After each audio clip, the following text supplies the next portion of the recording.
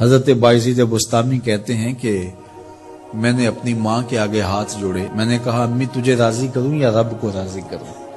تو اپنے حق مجھے معاف کر دے، اللہ کو میں راضی کر لیتا ہوں۔ ماں نے کہا جاؤ پتر میں اجازت دیتی ہوں۔ گئے جنگلوں میں ذکر و فکر میں لگے رہے، تنہائی میں اس کو یاد کرتے رہے، دن رات ذکر کے چراغ روشن رکھے۔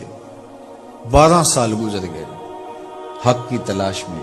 ایک دن واپس بستام کے قریب سے گزر رہے تھے، خیال آیا چلتے چلتے ماں کو سلام کر جاؤں۔ دروازے کو دستک دینے لگے تو اس خیال نے ہاتھ روک لیا کہ ساری زندگی ماں کو سکھ تو دیا کوئی نہیں، اب دکھ بھی کیوں دینے لگے ہو؟ رات کا ایک پہر بیت گیا ہے، سردیوں کی لمبی رات ہے، ماں بستر میں لیٹی ہوگی، تیرے لیے اٹھے گی، دروازہ کھولے گی۔ دروازے کے ساتھ ہی لگ کے بیٹھ گئے اور ساری رات کاٹ دی، اس خیال سے کہ ماں کو تکلیف نہ ہو۔ جب سحری کا وقت ہوا تو اندر سے جو نالی آتی تھی اس نالی سے پانی آیا، سمجھ گئے میری ماں تہجد کے لیے اٹھی ہے اور وضو کا پانی ہے، تو فوراً دروازے پہ دستک دی۔ اندر سے آواز آئی بیٹا باعزید میں ابھی آئی۔ مائیں بیٹوں کے دستک کے انداز سے جان لیتی ہیں یہ کس بیٹے کے ہاتھوں کا لمس ہے۔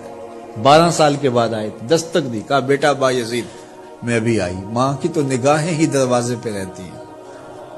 اللہ اکبر۔ کہتے ہیں کہ ماں نے دروازہ کھولا، 12 سال جنگلوں کی خاک چھانتے بیت گئی تھی، پراگندہ صورت، بکھرے ہوئے بال، پھٹے ہوئے کپڑے۔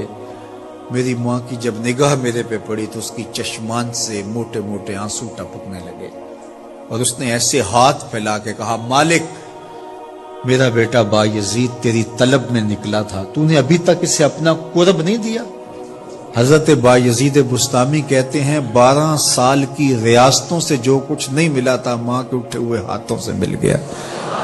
میں نے کہا مالک میں تجھے کہاں ڈھونڈ رہا ہوں، تو کہاں موجود ہے؟ تو ماں باپ کی رضا اللہ کی رضا کا دروازہ کھولتی ہے۔